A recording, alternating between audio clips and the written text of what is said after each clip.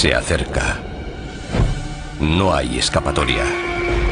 Durante Halloween desaparece el velo existente entre este mundo y el más allá. Y entonces se abren los infiernos.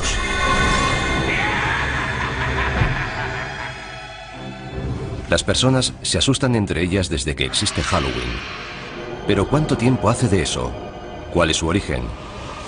¿Y por qué nos disfrazamos y hacemos lámparas con calabazas? ¿Para satisfacer nuestros miedos más profundos? Revelar los secretos de Halloween significa descubrir cómo empezó hace miles de años. Así que cierren las puertas, pongan la luz en penumbra y no se asusten mientras escarbamos en la verdadera historia de Halloween.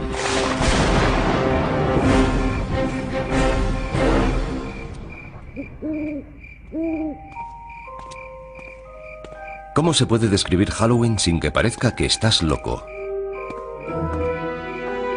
Niños disfrazados van de puerta en puerta y nos amenazan.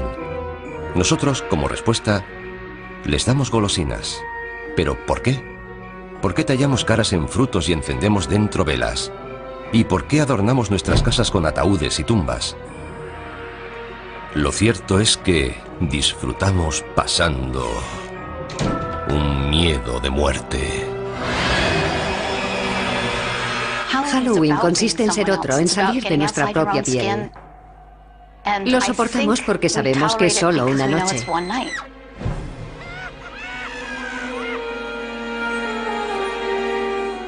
Este impulso de enfrentarnos a nuestros miedos sobre la vida y la muerte y hacer una diversión de ellos viene de antiguo, al igual que las entrañables tradiciones de Halloween.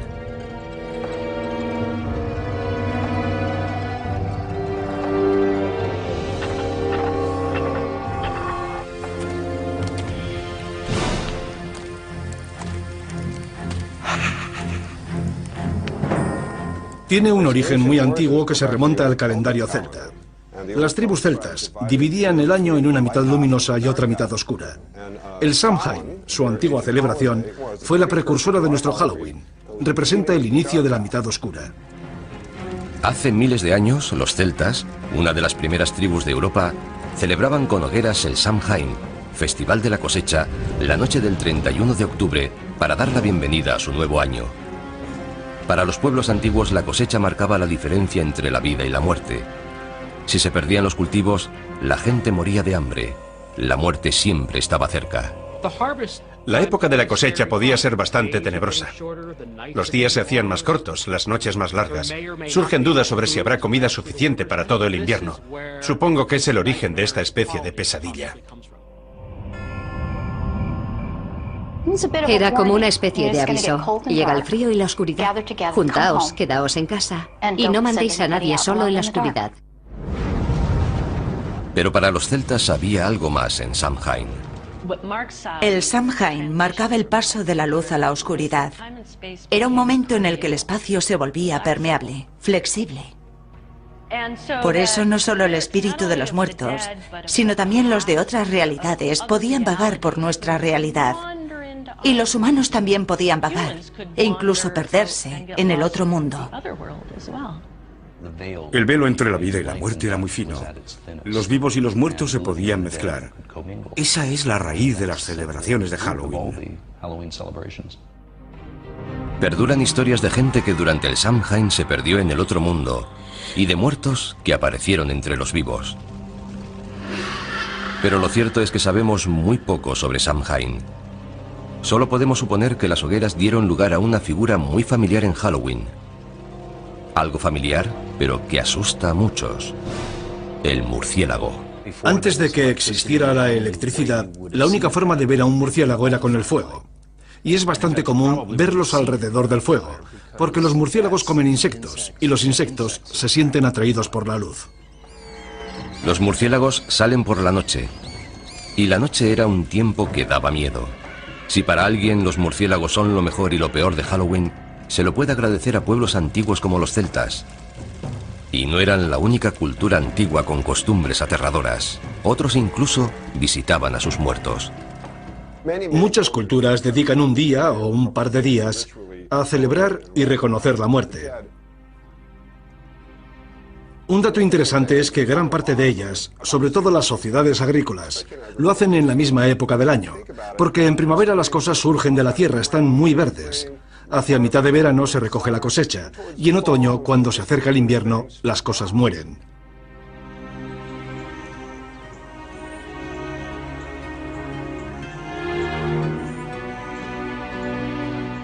Pero ¿cómo han llegado hasta nuestros días esas tradiciones antiguas? En la cultura occidental fueron preservadas principalmente por los cristianos. En un curioso e inesperado giro de la historia, cuando el cristianismo se comenzó a extender, adoptó y readaptó las costumbres paganas en vez de intentar acabar con ellas. Eso facilitaba la conversión de los paganos. Un festival pagano clave que recibió el maquillaje cristiano fue Lemuria. En él, los celebrantes aplacaban a la muerte y culminaba el 13 de mayo. Era el más espeluznante de los días que tenía el calendario romano para celebrar la muerte.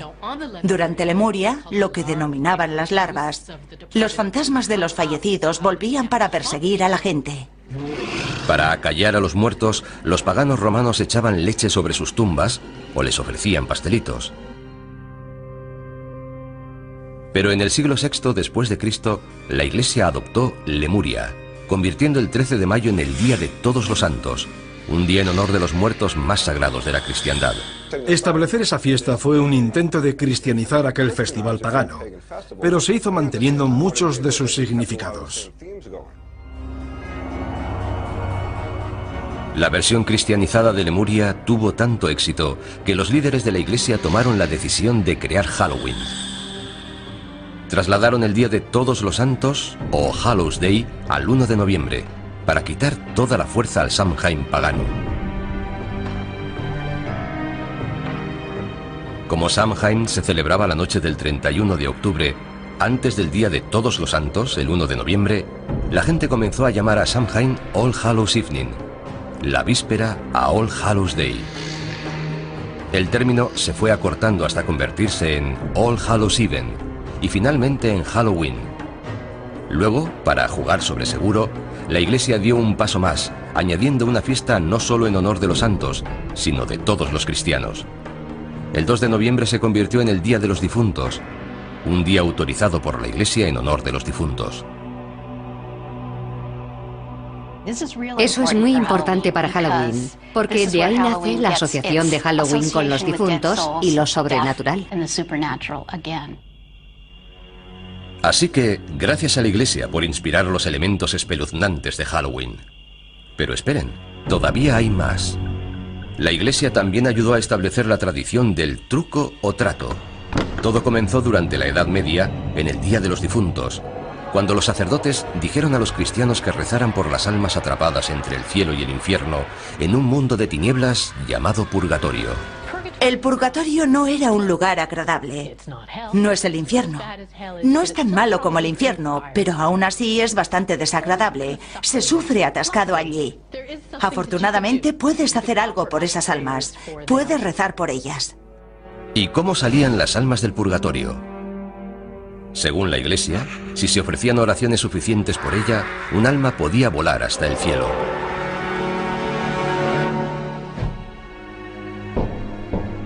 Esto condujo a una costumbre medieval que guarda mucha similitud con el truco o trato actual. Los niños recorrían las casas pidiendo pastelillos de almas, unos bollos especiados rellenos de pasas. A cambio de esas delicias, los mendigos ofrecían oraciones por las almas atrapadas en el purgatorio.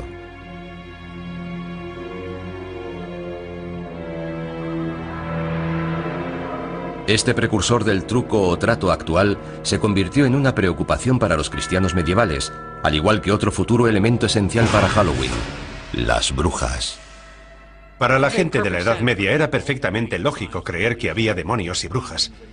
Si había demonios y brujas y eran responsables de las cosas malas del mundo, era lógico perseguirlos y matarlos. Así veían el mundo. El pánico a las brujas del siglo XVI contribuyó a establecer el aspecto del personaje que para muchos personifica Halloween. Casi siempre mujeres, las brujas eran consideradas aliadas de Satán. Seguramente eran curanderas que tenían remedios y ritos transmitidos oralmente de generación en generación. En algún momento, por alguna razón, comenzaron a resultar sospechosas para la gente religiosa que las rodeaba. Y muchos de los símbolos asociados con estas mujeres, que seguramente vivían solas, y por supuesto es probable que fueran excéntricas, se acabaron relacionando con las brujas. Con el tiempo, a medida que más y más mujeres fueron siendo acusadas de brujería, sus objetos cotidianos de cocina adquirieron dimensiones siniestras y se han convertido en iconos de Halloween.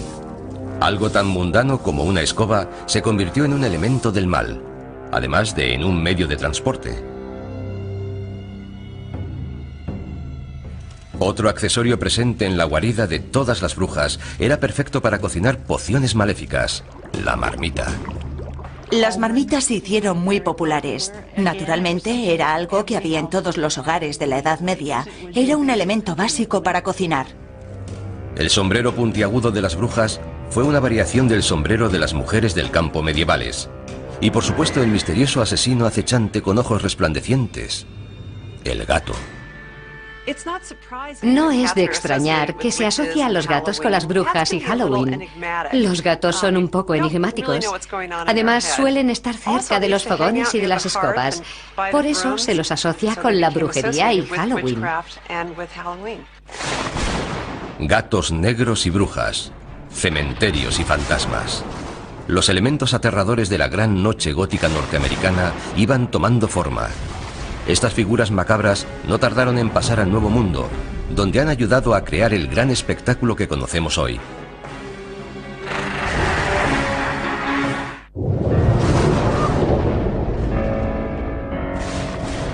Hogueras, adoración a los muertos, mendigar pastelillos. Los elementos del Halloween actual acosaban a Europa a finales del siglo XVII. Pero todavía no se habían unido formando una aterradora fiesta laica. La historia comenzó a consolidarlos y a dar vida a una extraña celebración de la muerte. La muerte es la base de esta fiesta. Tanto si se trata de la amenaza de la muerte, si hay una mala cosecha, el fin de una era y el comienzo de una nueva. Esta idea del ciclo sin fin de la vida y la muerte, de la renovación, forma parte de muchas celebraciones, no solo de Halloween. Este periodo vio la influencia constante de uno de los elementos más coloristas de Halloween: la máscara. Con frecuencia aparecía asociada a otra tradición de Halloween: la destrucción. Los pendencieros mendigos de la Noche de Todos los Santos consumían también buenas dosis de alcohol, y las peticiones de comida y bebida se fueron haciendo más amenazadoras. Las máscaras ayudaban a ocultar la identidad. Los límites entre la vida y la muerte, y entre las normas sociales y la anarquía, se desdibujaban cuando el día se hacía noche en All Hallows Eve. En Inglaterra derivó en costumbres especiales que incluían disfrazarse e ir de casa en casa haciendo representaciones cortas. Al final de las actuaciones eran recompensados con comida y a veces dinero. ¿Se trataba de truco o trato? No exactamente, pero había cierta semejanza. En el siglo XVII, en Inglaterra, muchas de esas costumbres sobrevivieron solo en las zonas rurales, pero aparecían pronto en las calles de las ciudades gracias a un terrorista procatólico llamado Guy Fawkes. El 5 de noviembre de 1605, Fawkes intentó volar la Cámara de los Lores de Londres con 36 barriles de pólvora. Guy Fawkes fue juzgado, declarado culpable y ahorcado. Y según la leyenda, su cuerpo fue descuartizado y arrojaron los pedazos al fuego. Al año siguiente y todos los años posteriores, en el aniversario del ataque fallido, los niños de Londres se burlaron del recuerdo de Guy Fawkes, causando el caos en las calles, manifestándose, mendigando y haciendo hogueras. En la actualidad, en toda Inglaterra se le llama el Día de Guy Fawkes o la Noche de las Hogueras. El día de Guy Fawkes es el 5 de noviembre, una fecha muy próxima a Halloween. Así que mucha de la energía que se ponía en Halloween se comenzó a trasladar al día de Guy Fawkes. Aunque todavía no se trataba de nuestro Halloween, tenía todos los elementos, niños y adultos aprovechándose de la oscuridad de la noche y divirtiéndose. Pero ¿podría esta forma pagana de celebración cruzar el Atlántico y perturbar el santuario del Nuevo Mundo? No, si los colonos puritanos lo podían impedir. La visión del mundo de los puritanos se basaba en gran parte en la Biblia. Y en la Biblia, además de Dios, aparecen demonios, ángeles, toda una colección de seres sobrenaturales. Ellos se enfocaron en las fuerzas del mal. Para los puritanos de Nueva Inglaterra, lo sobrenatural era una fuerza oscura y amenazadora, no la superstición inofensiva que inspiraba una fiesta. Pese a sus esfuerzos por acabar con la tradición de Halloween antes de que arraigara, un par de celebraciones del día de Guy Fawkes llegaron hasta la costa de América. Otros colonos toleraban e incluso adoptaban las tradiciones que los puritanos consideraban como una amenaza. Se había plantado la semilla de una celebración que se convertiría en el Halloween norteamericano. Se encuentran retazos aquí y allá de gente celebrando fiestas de disfraces o algo similar. Pero es difícil señalar algo a lo que de verdad se pueda llamar Halloween. Por ejemplo, hay una descripción de 1883 de un Halloween. No trataba de una fiesta, sino de una pequeña reunión alrededor del fuego donde se contaban historias de fantasmas. Algo más espeluznante. La imagen de un espíritu o fantasma se iba a unir a los esqueletos y las brujas en una danza macabra de Halloween. A mediados del siglo XIX, Norteamérica se preparaba para una celebración mucho más oscura. Al cabo de 4 largos años, la Guerra Civil acabó en 1865 con más de 500.000 de muertos. La guerra civil dejó atrás tal cantidad de cadáveres sin identificar que este país estaba obsesionado con la muerte. La mayoría de los soldados murieron en lugares desconocidos. Nadie sabía qué les había pasado. Así que había un sentimiento muy profundo de puede que vuelvan, quizás no estén muertos.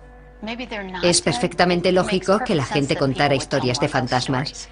Las primeras historias de fantasmas de Halloween eran sobre gente que volvía a casa. Es la época en la que empezó de verdad la historia del Halloween norteamericano. Después de la Guerra Civil, cuando los inmigrantes escoceses e irlandeses trajeron con ellos sus costumbres rurales del Halloween del Viejo Mundo, colaboraron a que se fijaran más las tradiciones del Halloween norteamericano. Para los escoceses era una noche que daba miedo. Hasta muy tarde se siguió hablando del coco en Halloween. El coco, una especie de fantasma amorfo, molesto, que acosaba a los niños escondido bajo las camas, llamando a las ventanas o acechando desde puertas y torniquetes.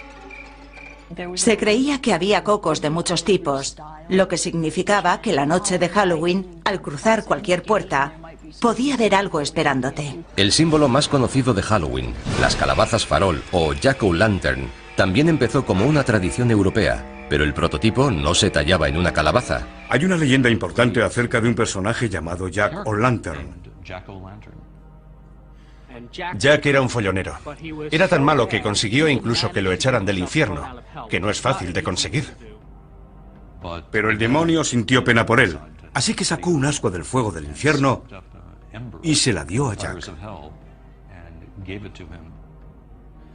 Jack cogió el ascua, la colocó dentro de un nabo vaciado y se fue por el mundo. Esa es la leyenda de Jack O'Lantern. Siguiendo una vieja costumbre europea, los niños tallan sus propias jack-o'-lanterns en nabos y las iluminan con velas. La primera referencia que tenemos en los Estados Unidos de la jack-o'-lantern pertenece a Nathaniel Hawthorne, el autor de Cuentos 2 veces contados. Habla de alguien con un abrigo raído, lleno de agujeros, que cuando se exponía a la luz brillaba como una jack-o'-lantern. Los norteamericanos mejoraron la tradición de la jack-o'-lantern. Cambiaron el duro nabo del Viejo Mundo por una calabaza grande y redonda, y apareció el sello de identidad de Halloween. Durante la Guerra Civil, las posibilidades expresivas de tallar las calabazas eran muy conocidas. La fantasmagórica calavera reducida que era el nabo en el Viejo Mundo había dado origen a algo más impresionante. Por lo general, las calabazas se cosechan hacia Halloween, y los niños se dieron cuenta de que la Jack-o'-lantern podía ser la mejor arma de un bromista la noche de Halloween. Los niños se dieron cuenta de que podían hacer algo fantástico. Podían coger una calabaza, vaciarla y colocar dentro una vela. Luego podían coger la calabaza, colocarla sobre un palo, poner una sábana alrededor e ir por ahí con ella. La podían colocar delante de una ventana y era una imagen aterradora. Las Jack-o'-lanterns se convirtieron rápidamente en la cara de Halloween, y los inmigrantes escoceses e irlandeses también trajeron con ellos el Halloween más bullicioso y bromista. En la noche de Halloween, a finales del siglo XX, había un mundo oscuro de problemas esperando a los muchachos norteamericanos.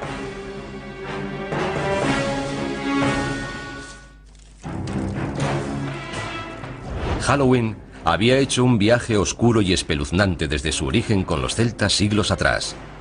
En la Edad Media se convirtió en una celebración cristiana para honrar a los muertos. Hacia el siglo XVI se convirtió en una bulliciosa celebración infantil marcada por las peticiones y las bromas. Hacia 1880, Halloween pasó a los pueblos y ciudades de América. Pero la fantasmagórica cara de Halloween fue reinventada con sombras horripilantes de naranja y negro a comienzos del siglo XX. Por primera vez, los artistas de la época unieron todos los elementos espeluznantes y los asociaron a Halloween. Esqueletos, telas de araña, calabazas y murciélagos establecieron el aspecto de Halloween que ahora conocemos.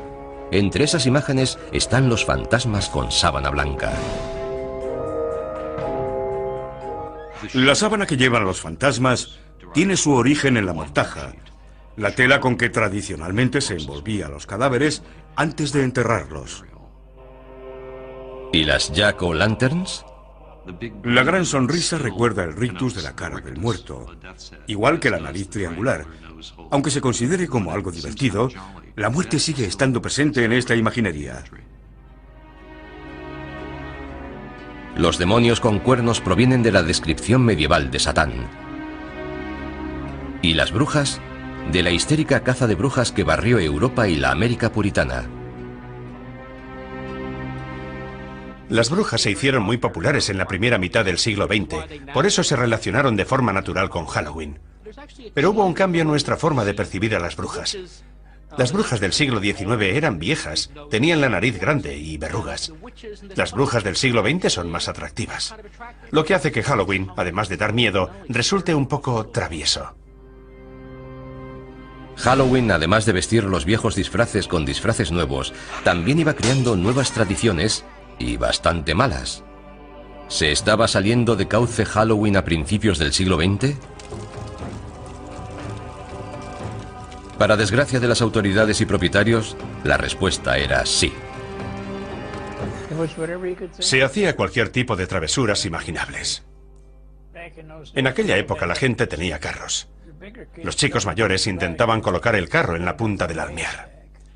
Entre media docena de chicos empujaban para colocar el carro encima del almiar. Era muy divertido. No hacíamos nada realmente destructivo. Simples bromas. Pero otros realizaban bromas más destructivas.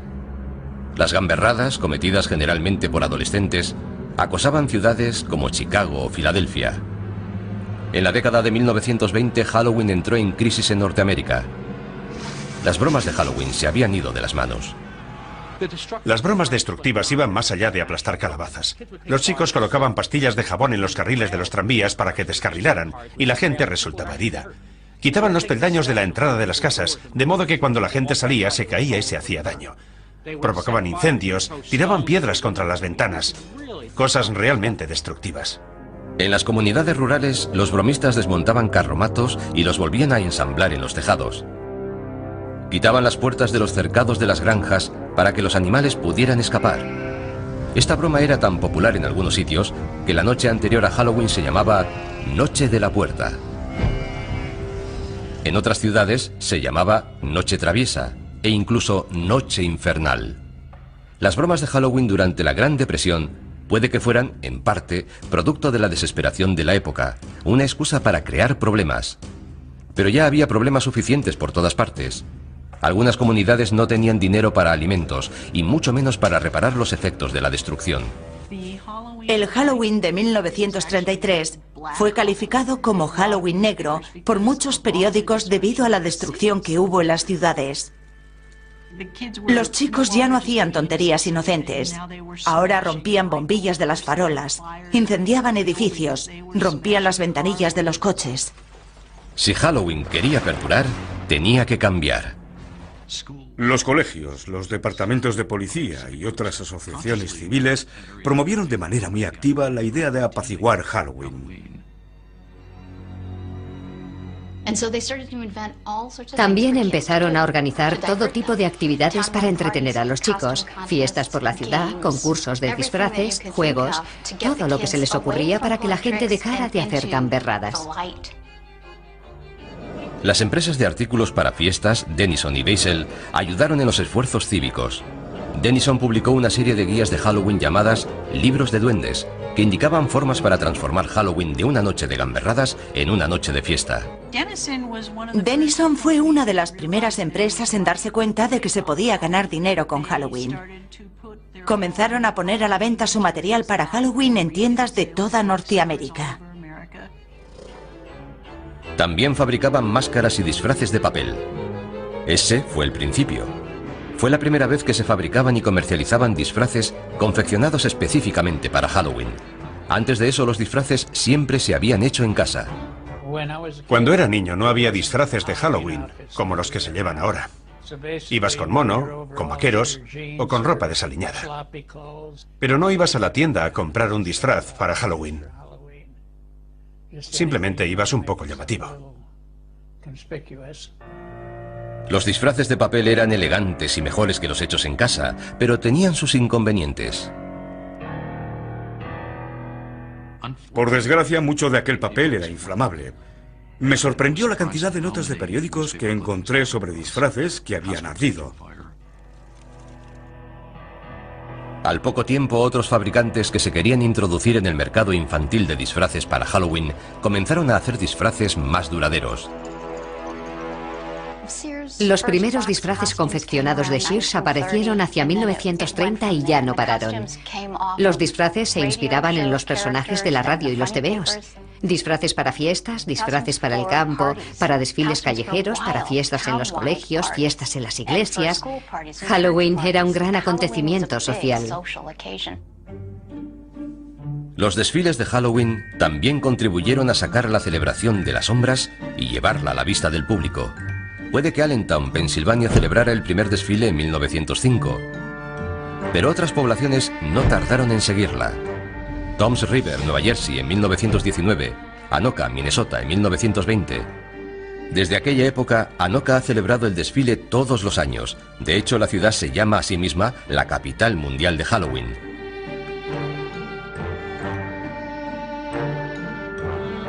Todos estos esfuerzos por calmar Halloween funcionaron hasta cierto punto. Pero lo que de verdad necesitaba Halloween era una tradición completamente nueva. Y no tardaría en aparecer una, pero la nueva tradición no sería más que una variación de una costumbre muy antigua de Halloween.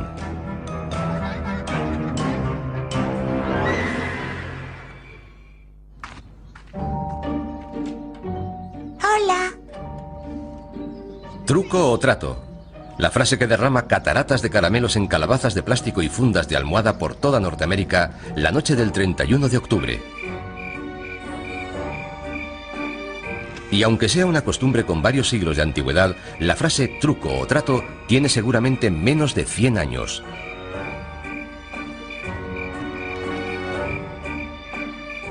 Truco o trato es algo muy nuevo. La gente cree que truco o trato tiene siglos, pero no es así. La frase seguramente tiene unos 80 años de antigüedad. La expresión proviene de una broma muy extendida y destructiva que se realizaba en Norteamérica en el siglo XX. En algún momento alguien tuvo la brillante idea de comprar a los gamberros. Los dueños de las casas sobornaban a los niños alborotadores con delicias hechas en casa, treats, como palomitas de maíz y manzanas de caramelo, para evitar las gamberradas, tricks. En 1939, la costumbre y la frase apareció escrita en la prensa.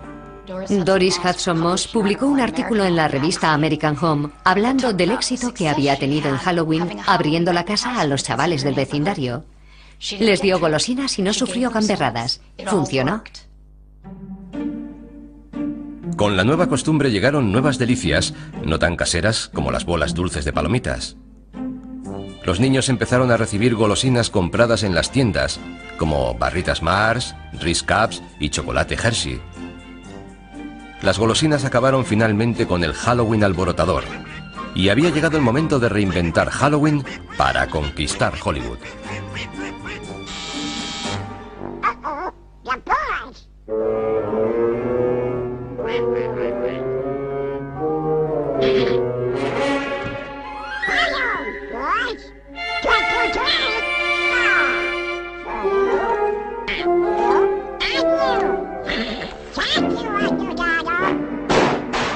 Halloween se estaba convirtiendo en un fenómeno de la cultura pop, una fiesta nacional adoptada por millones de personas que se lanzaban como carroñeras a disfrutar de dulces fabricados de manera industrial. De niño me encantaba Halloween. Participaba de forma activa. Me encantaban los rituales y las bromas. Me encantaban las travesuras. Me encantaba ir de casa en casa disfrazado pidiendo caramelos y la fiesta que había luego. Era algo fantástico. En 1966 Halloween encontró un hogar donde toda la cultura pop acabó por hacerlo: la televisión. Halloween rompió marcas cuando América hizo Truco o Trato con Charlie Brown. La idea de la gran calabaza proviene, por supuesto, de una tira de cómic. Sparky Schultz decidió que sería muy divertido que uno de los niños se liara con las fiestas. Por eso Linus vuelve todos los años a la huerta de la calabaza. Who are you writing to, Linus? This is the time of year to write to the Great Pumpkin. On Halloween night, the Great Pumpkin rises out of his pumpkin patch and flies through the air with his bag of toys for all the children. You must be crazy. When are you going to stop believing in something that isn't true? When you stop believing in that fellow with the red suit and the white beard. La televisión y la tira de cómic más popular dieron a Halloween el sello de aprobación no oficial. La festividad no había sido tan popular en toda su historia.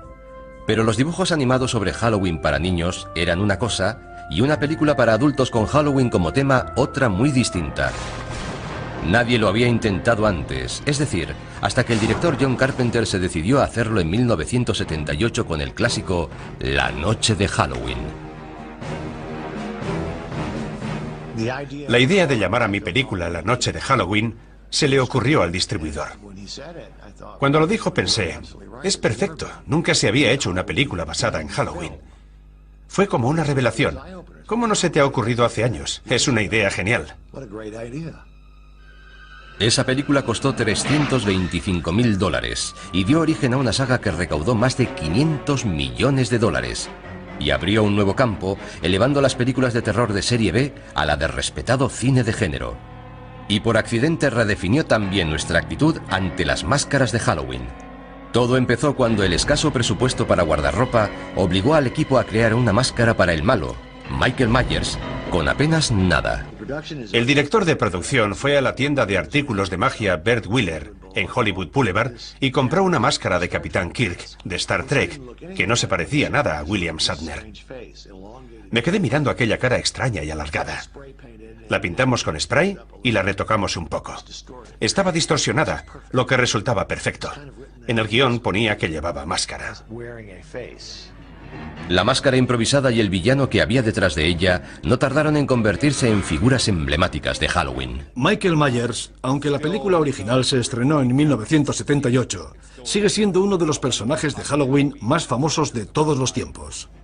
La idea de un acosador con máscara amenazando a los jóvenes en Halloween desvió del foco de atención de Halloween de los fantasmas y los duendes hacia la maldad humana. Pero aquella máscara anodina hizo mucho más. Contribuyó a redefinir los límites de lo que podían ser las máscaras de Halloween. Y fue el preludio de la nueva cara de Halloween en el nuevo milenio.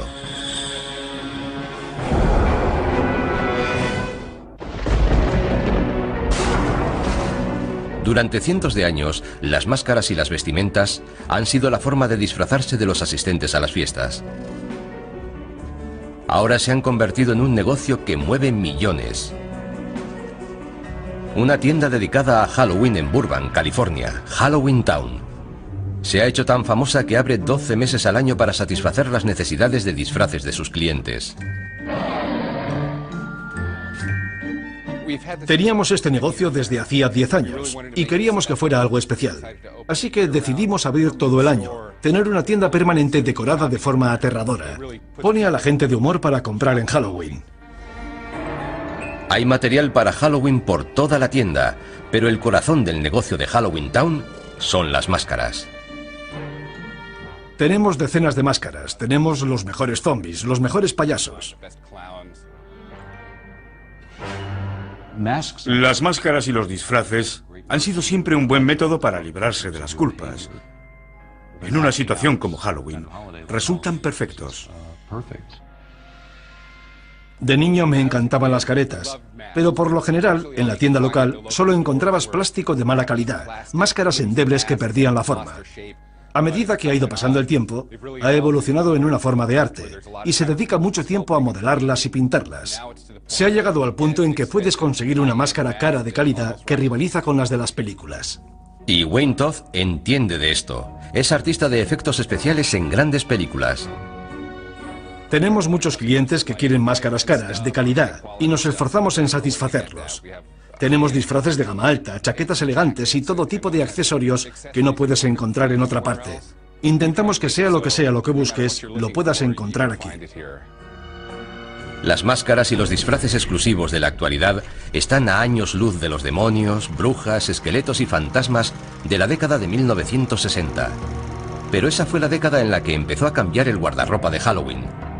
Hollywood comenzó a influir en lo que los niños llevaban para convertirse en sus personajes favoritos de la televisión o el cine. En la actualidad, la tendencia se ha convertido en obsesión. Series de películas como Pesadilla en Elm Street, Scream y La Noche de Halloween han inspirado a legiones de niños a vestirse para matar. Llevar la máscara del asesino, del fantasma o del esqueleto te da una sensación de seguridad y también de poder. Porque el monstruo no te puede atrapar si tú eres el monstruo. Las máscaras de los asesinos psicópatas forman parte de la evolución de los gustos en Halloween. La única regla ahora es que no hay reglas. Las máscaras se inspiran en la cultura pop, la religión, la política, lo que sea. Y cada vez más las caras que hay detrás de ellas no son de niños, sino de adultos. Halloween se ha convertido en una actividad para adultos. Y no creo que fuera ese el caso hace 50 o 60 años. Se trata de un día específicamente dedicado a que puedas ser lo que no eres normalmente. Te puedes ocultar detrás de una máscara, puedes llevar ropa que jamás llevarías el resto del año, y la gente disfruta con ello. Lo cierto es que el Halloween del siglo XXI es tanto una fiesta para adultos como para niños. Tenemos niños que han crecido y sienten mucha nostalgia por Halloween. Así que Halloween vuelve a cambiar y se convierte en una celebración para adultos. El negocio actual de Halloween atiende a todo el que se quiera unir al espíritu de la celebración con fiestas temáticas y atracciones como casas encantadas. Hace 50 años, cuando eras demasiado mayor para truco o trato, te tenías que quedar en casa repartiendo caramelos. No tenías actividades para hacer. En la actualidad hay una industria imaginativa de casas encantadas para adultos. En los Estados Unidos funcionan todos los años unas 4.000 casas encantadas.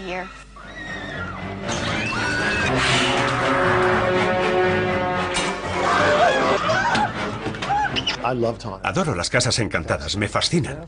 De niño, en cambio, me aterrorizaban. Pero las casas encantadas no son el único lugar en el que se puede encontrar adultos en Halloween.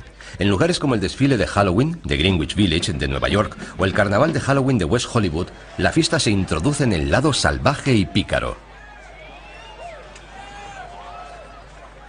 Por supuesto, el desfile gay de Halloween es un gran acontecimiento en San Francisco, en Los Ángeles y, por supuesto, una parte importante de la celebración de Nueva York. Pero la idea fundamental es poner el mundo patas arriba y ser quien no eres, o ser quien te gustaría ser. Se trata otra vez de la voluble obsesión norteamericana de la autotransformación. Creo que eso es lo que de verdad da vida a Halloween en Norteamérica. Este Halloween sexualmente liberado a veces cruza la línea a adultos y solo para adultos. Si observas los disfraces que se venden en la actualidad para adultos, los disfraces para mujeres parecen disfraces de prostituta. La enfermera sexy, la criada sexy, la sexy lo que sea. Ahora, los adultos están yendo un paso más allá. Se aprovisionan de golosinas hechas especialmente para Halloween y acompañan a sus hijos de puerta en puerta la noche de Halloween. Los que se dedicaban al truco o trato en los 70 y los 80 aprovechan la oportunidad de revivir el Halloween de su infancia y se disfrazan por completo, supuestamente para vigilar a sus hijos. Halloween ha asustado a los niños durante años y ahora asusta también a los padres.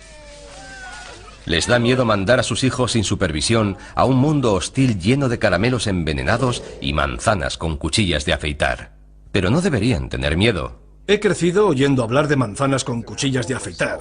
Está claro que se trata de una leyenda contemporánea, de una leyenda urbana. Existe una gran preocupación social al decir a los niños que acepten caramelos de desconocidos. Así que han surgido muchas historias sobre cuchillas en manzanas de caramelo, etc. Todos los años los padres se preocupan mucho por ello. ¿Han existido alguna vez manzanas de caramelo con cuchillas? Creo que en un par de ocasiones. Pero por supuesto habría que preguntar qué fue primero, la historia o el suceso. Cuchillas en manzanas, calabazas, pasteles de almas. Entre ellos han conformado la leyenda, la sensación de Halloween que percibimos. El Halloween actual tiene muchas máscaras.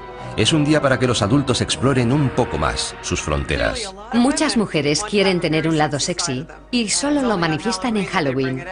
Quizá deberían hacerlo con más frecuencia. Pero Halloween sigue estando dominado por los niños. Cuando eres niño, tienes una noche al año en la que mandas. Te tienes que disfrazar, tienes que ser algo que no eres normalmente, e incluso te pagan por el placer de hacerlo. Es una fiesta asombrosa. A Halloween no le gusta que le amansen su energía. Su aspecto rebelde surge siempre por algún lado.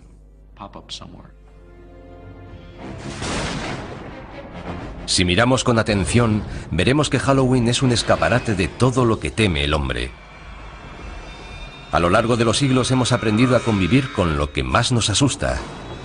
Y ahora, el 31 de octubre, convertimos nuestros miedos en diversión.